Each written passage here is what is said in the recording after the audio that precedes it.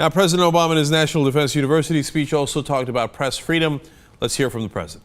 The Justice Department's investigation of national security leaks offers a recent example of the challenges involved in striking the right balance between our security and our open society. As Commander-in-Chief, I believe we must keep information secret that protects our operations and our people in the field. To do so, we must enforce consequences for those who break the law and breach their commitment to protect classified information. That sounds so reasoned, so balanced.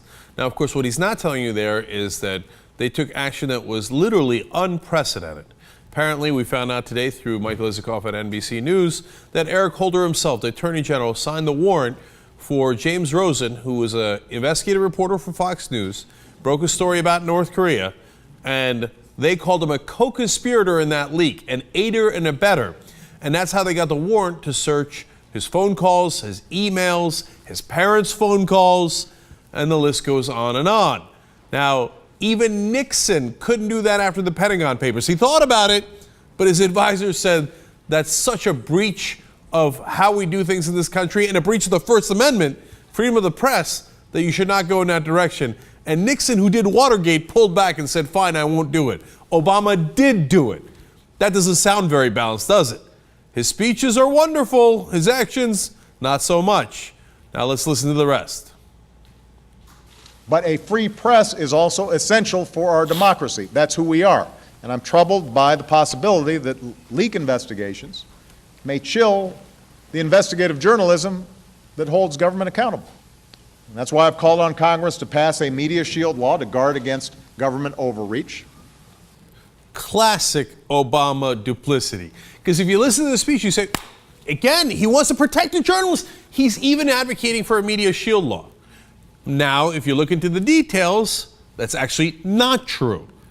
In the beginning of his first term, several Democrats in the Senate actually tried to pass a media shield law. It was strong, it was a good effort, and at the very end, it wasn't the Republicans who defeated it. Just read the New York Times, went back and read the New York Times article from several years ago on this, just 2 days ago. It was President Obama who torpedoed that law that he's now pretending he was in favor of. The Democratic senators, who are not that progressive a bunch to begin with, threw up their hands and said, we had a deal. We have plenty of senators. We could have gotten this passed. Why did President Obama kill it? But in the speech, it sounds like he's in favor of it. So if you judge Obama by his speeches, you would think he was a lovely president. If you judge him by his actions, not so much. And a final irony here. And I've raised these issues with the Attorney General, who shares my concerns. So he's agreed to review existing Department of Justice guidelines governing investigations that involve reporters. And he'll convene a group of media organizations to hear their concerns as part of that review. That's awesome. Now, do you get why that's ironic? We just told you Eric Holder is the guy who signed the warrant for James Rosen. So he's the Attorney General, head of the Justice Department.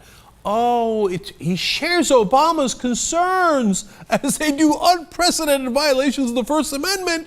And so don't worry, Eric Holder will investigate Eric Holder. Okay, well, problem solved.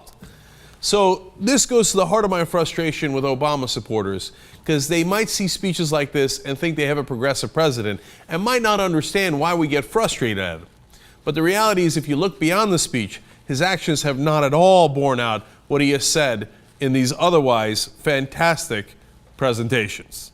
But that's what President Obama is. He's a presenter. When it comes to actual action, not so much.